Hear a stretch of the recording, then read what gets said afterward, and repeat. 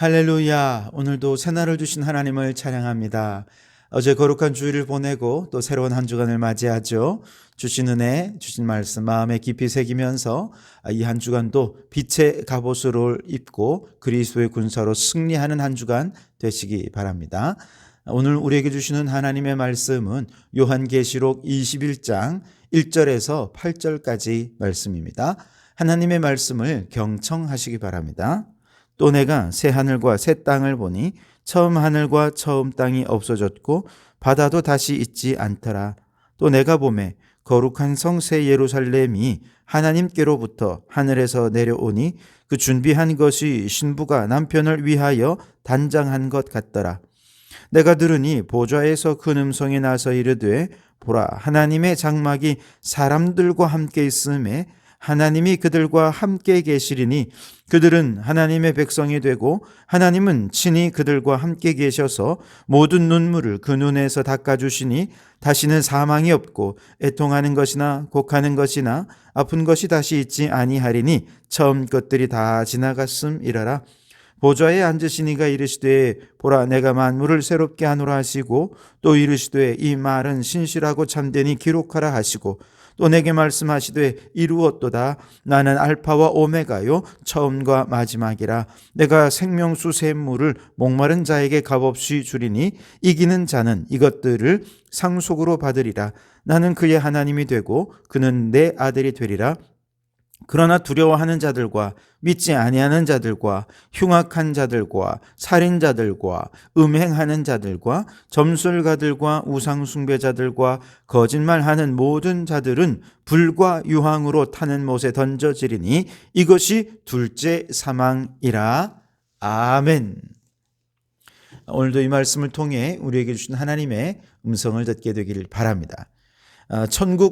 천년왕국과 또 흰보자 심판이 끝이 나고 이제 오늘 본문에 들어서서는 새 하늘과 새 땅이 펼쳐지는 내용인데요. 이 새 하늘과 새 땅에서 어떤 일들이 또 어떤 모습이 보여질까요? 1절에 보시면 내가 새 하늘과 새 땅을 보니 처음 하늘과 처음 땅이 없어졌고 바다도 다시 있지 않더라 라고 말씀을 하십니다.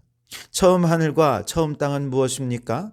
처음 하나님께서 태초에 천지를 창조하시니라 말씀하시면서 하나님께서 창조하신 처음 하늘과 처음 땅은 너무나도 조화롭고 아름답고 멋진 세상이었습니다. 하나님 보실 때도 참 좋았다라고 말씀하실 정도였죠. 그러나 첫째 사람 아담이 마귀의 유혹을 받아서 하나님의 말씀을 불순종하게 되면서 죄가 세상에 들어오게 되었고 인간의 타락과 함께 땅도 저주를 받아서 처음 하늘과 처음 땅은 이제 죄로 인해 더럽혀진 세상이 되어버리고 말았죠. 이런 저주받은 땅은 이제 새 하늘과 새 땅이 펼쳐지면서 다 사라지게 됩니다. 처음 하늘과 처음 땅의 질서와는 전혀 다른 새 질서로 새롭게 창조되는 새 하늘과 새 땅이 펼쳐지게 된 것이죠. 이사야 65장 17절에서는 이렇게 새 하늘과 새 땅을 예언했습니다. 보라, 내가 새 하늘과 새 땅을 창조하나니 이전 것은 기억되거나 마음에 생각나지 아니할 것이라. 처음 모든 것들이 다 사라지고 하나님께서 창조하신 새 나라가 드디어 펼쳐지게 되는 것이죠. 특별히 이 새 하늘과 새 땅에는 바다도 없다라고 말씀을 하십니다. 요한계시록에서 바다는 이 세상의 온갖 불행을 상징하는 거거든요. 그런데 새 하늘과 새 땅이 펼쳐질 때가 되면 이 세상에서 겪었던 모든 불행의 바다는 다시 있지 않을 것이다 라고 말씀하십니다. 그리고 그 새 하늘과 새 땅에 이제 하늘에서부터 거룩한 성 새 예루살렘이 내려오는데요. 2절에 보시면 또 내가 보매 거룩한 성 새 예루살렘이 하나님께로부터 하늘에서 내려오니 그 준비한 것이 신부가 남편을 위하여 단장한 것 같더라 라고 말씀하십니다. 자, 하늘에서 내려오는 거룩한 성 새 예루살렘은 무엇을 의미하는 것일까? 9절 이하에 보면 거룩한 성 새 예루살렘에 대해 자세한 묘사가 마지막까지 이어지고 있는데요. 특별히 그 정체성에 대해서 9절과 10절에서 한 천사의 입을 통해 얘기해 주고 있습니다. 이 천사가 9절에 보면 요한을 향해서 신부 곧 어린 양의 아내를 내게 보여줄게 라고 말씀하면서 요한을 데리고 크고 높은 산 위로 올라갑니다. 그리고 보여준 것이 바로 새 하늘과 거룩한 성 새 예루살렘이 하나님께로부터 하늘에서 내려오는 모습을 보여주는 것이죠. 다시 말해서 거룩한 성 새 예루살렘은 어린 양의 신부이고, 어린 양의 신부는 누구입니까? 바로 교회를 의미하는 것이죠. 정리해보면 새 하늘과 새 땅에는 처음 하늘과 처음 땅이 다 사라지고 그 자리에 거룩한 성 새 예루살렘이 즉 교회가 내려오게 되는데, 마치 신부가 신랑을 위해 단장한 것처럼 어여쁜 모습으로 내려오고 거룩하고 순결한 모습으로 내려온다라고 하는 것이죠. 여기서 우리가 주목해 보아야 할 것은요, 새 하늘과 새 땅에는 이 세상에 있었던 그 모든 것들이 다 사라집니다. 우리가 생각했던 국가도 사라지고요, 매일같이 출퇴근하는 직장도 더 이상 필요 없습니다. 다 사라집니다. 마지막에 남는 건 무엇만 남아 있습니까? 교회만 남아 있다는 것이죠. 계시록의 앞부분에 보시면 이 전상의 교회에서는 24장로들과 셀 수 없는 무리, 즉 14만 4천의 구원받은 수많은 성도들이 날마다 하나님을 찬양하는 찬양의 예배를 우리가 앞장에서 여러 번 살펴보지 않았습니까? 그와 함께 이 지상교회에서도 하나님께서 그의 백성들을 끊임없이 그 백성들을 통해 예배를 받으시는데, 문제는 이 세상에는 그렇게 예배하는 지상의 교회들은 끊임없이 박해를 받고 공격을 받게 된다는 것이죠. 수많은 박해와 핍박 속에서도 그렇게 하나님 믿음 지키면서 살아온 그 성도들은 이제 마지막에 거룩한 성 새 예루살렘이 하늘에서 내려오게 되면 모든 환난과 핍박 과 박해가 다 사라지게 되고 천상의 교회에 합류해서 가장 완벽하고 이상적인 교회 안에서 영원토록 하나님을 찬양하는 그 놀라운 일들만 존재하게 된다는 것이죠. 여러분, 이 세상 모든 것은 다 사라져도 오직 하나, 교회만은 영원한 줄 믿습니다. 하나님 나라를 위한 일이 아니라면 이 세상에서 쌓아온 수많은 업적들 아무것도 아니라는 거예요. 다 사라질 것입니다. 그 대단한 노벨상도 사라지고 수많은 문화유산도 하나님 앞에서는 아무 소용이 없는 것입니다.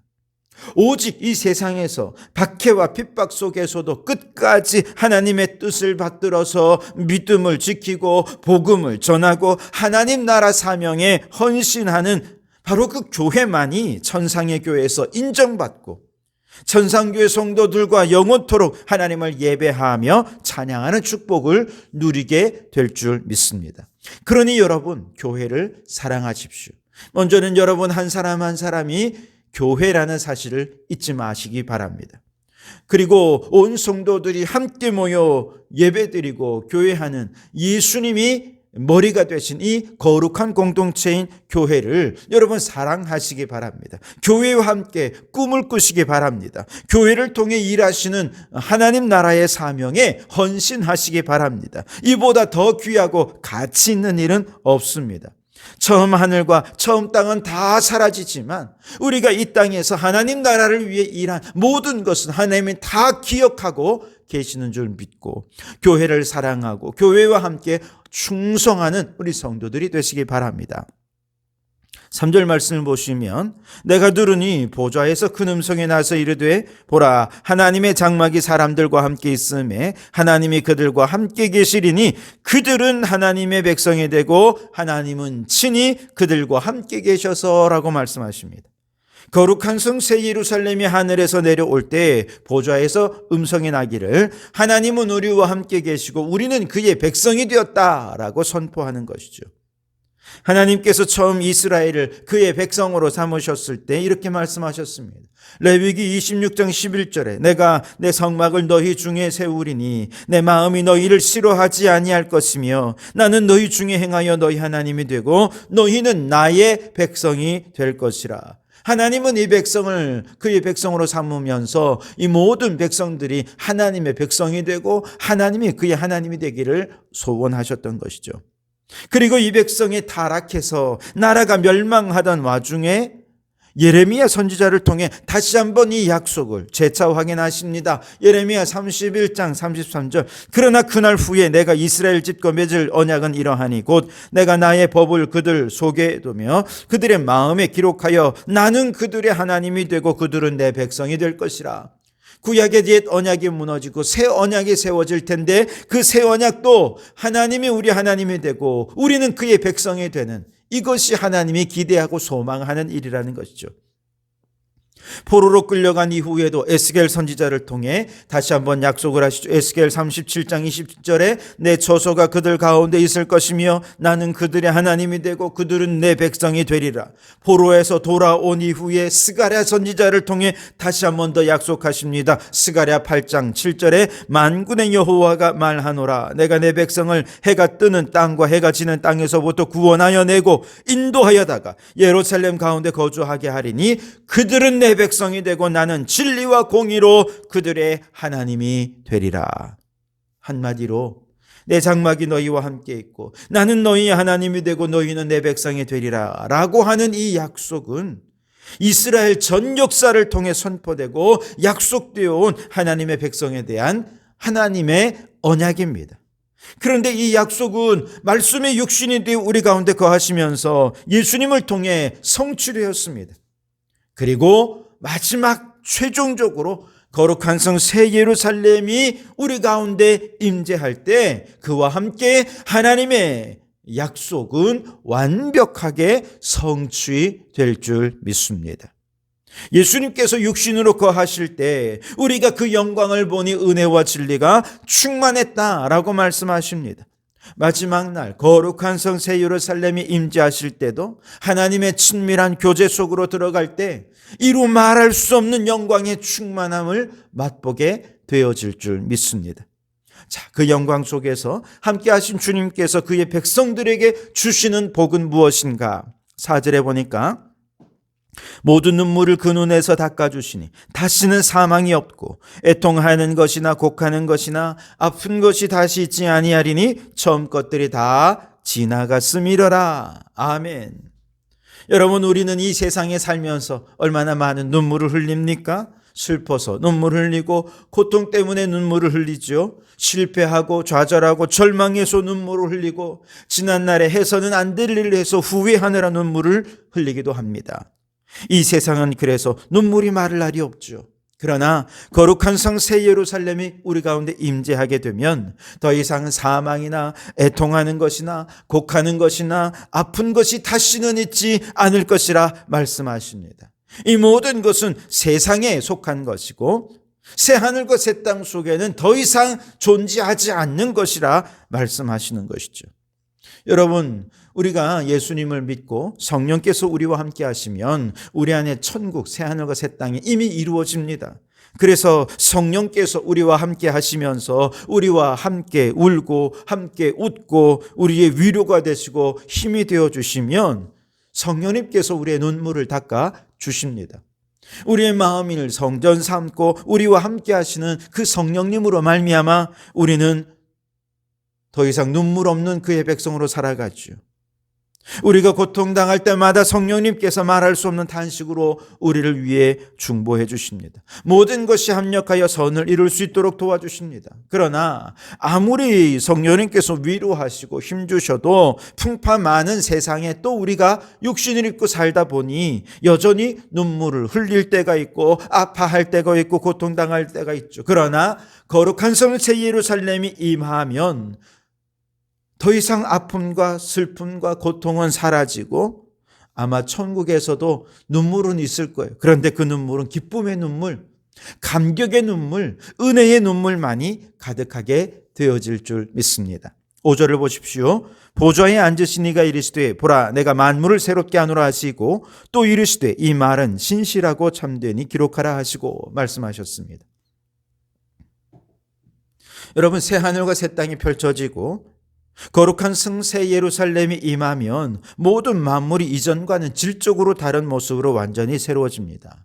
리모델링의 수준이 아니라 처음 하늘과 처음 땅은 다 사라지고 완전한 새로운 하나님 나라가 건설되는 것입니다. 물론 그렇다고 해서 이전 것은 완전히 무시되는 것은 아닙니다. 처음 하늘과 처음 땅에서 하나님의 사역이 이제 완성되었다는 뜻입니다. 6절에 보시면 또 내게 말씀하시되 이루었도다. 나는 알파와 오메가 요 처음과 마지막이라 내가 생명수 샘물을 목마른 자에게 값없이 주리니 라고 말씀하시죠. 여러분, 역사를 시작하신 분도 하나님이시고 그 역사를 마무리하실 분도 하나님이십니다. 죄로 인해 하나님의 형상이 파괴되고 창조 질서가 파괴되면서 우리는 모두 사랑에 목마르고 은혜에 목마르고 하나님과의 교제에 목마른 삶을 살 수밖에 없지만, 목자 되신 예수님께서 우리를 다시금 생명수 샘물로 인도해 주셔서 거룩한 성 새 예루살렘, 이제 옛 에덴 동산을 완전히 회복해서 더 이상 목마르지 않게 해 주실 줄 믿습니다. 그리고 저 하나님의 나라에서 이제 우리는 하나님의 자녀로서 하나님 나라의 모든 것을 상속받게 해 주실 것입니다. 7절에 이기는 자는 이것을 상속으로 받으리라. 나는 그의 하나님이 되고 그는 내 아들이 되리라. 아멘. 로마서 8장 17절에 자녀이면 또한 상속자 곧 하나님의 상속자여 그리스도와 함께한 상속자니 우리가 그와 함께 영광을 받기 위하여 고난도 함께 받아야 할 것이니라 라고 말씀하셨는데, 그 고난을 잘 참고 인내하며 믿음을 지킨 모든 이긴 자들, 모든 거룩한 그의 백성들은 거룩한 성 새 예루살렘에 들어가서 약속된 하나님 나라의 모든 것을 상속받는 축복을 누리게 된다는 것이죠. 반면에 이 사실을 믿지 않고 그 믿음을 저버리고 하나님의 대적자가 된 사람들은 어떻게 되느냐? 8절 말씀에 그러나 두려워하는 자들과 믿지 아니하는 자들과 흉악한 자들과 살인자들과 음행하는 자들과 점술가들과 우상숭배자들과 거짓말하는 모든 자들은 불과 유황으로 타는 못에 던져지리니 이것이 둘째 사망이라. 아멘. 여러분, 천국에는 결코 악이 있을 수 없습니다. 이 땅의 모든 악은 마치 하수 종말처리장에 하수들이 모이는 것처럼 모든 악은 악의 종말처리장인 불과 유황으로 타는 못, 저 지옥으로 모이게 될 것입니다. 지옥은 악한 자들이 모여 영원토록 고통을 당하는 것이죠. 그러니 여러분, 환난과 핍박을 두려워하지 마십시오. 두려움으로 믿음을 저버리지 마십시오. 사탄을 따르며 마음으로라도 하나님을 거역하고 하나님이 싫어하는 삶을 살아가서는 안 됩니다. 그렇게 되면 둘째 사망, 곧 지옥을 피할 수가 없는 것이죠. 그런데 둘째 사망을 피할 수 있는 유일한 방법이 있습니다. 거듭나는 것입니다. 예수님을 구주로 믿고 죄를 회개함으로 양자의 영을 받아 하나님의 자녀가 되고, 그렇게 새롭게 태어난 사람만이 둘째 사망을 피하고 거룩한 성 새 예루살렘의 축복을 누리게 되는 것입니다. 여러분, 환난과 핍박이 많아 신앙생활이 힘드십니까? 장차 들어갈 거룩한 성 새 예루살렘의 아름다운 모습을 상상하며 어려움을 잘 이겨내시기 바랍니다. 이제 곧 사라져버릴 세상 일에 너무 바쁘고 이 세상이 너무 좋아서 신앙생활에 게으르고 나태해졌습니까? 둘째 사망을 두려워하면서 다시금 먼저 하나님의 나라와 의를 구하며 부지런히 살아가는 성도들이 되실 수 있기 바랍니다. 그래서 우리 모든 성도들이 모든 상황 속에서 믿음 잘 지켜서 하나님의 신부로 단장되는 성도들이 되시기를 주님의 이름으로 축원합니다. 기도하겠습니다. 오 하나님, 처음 하늘과 처음 땅에 사라진 그곳에 교회만이 존재할 것이라 말씀하시니 감사합니다. 교회를 더 사랑하게 하시고 하늘에서 내려오는 교회를 소망하며 더욱 뜨겁게 예배하고 봉사하는 저희들 되게 해 주옵소서. 둘째 사망을 피하기 위해 처음 믿은 그 믿음 잃지 않고 끝까지 잘 지키는 자 되게 해 주시옵소서. 예수님 이름으로 기도하옵나이다. 아멘.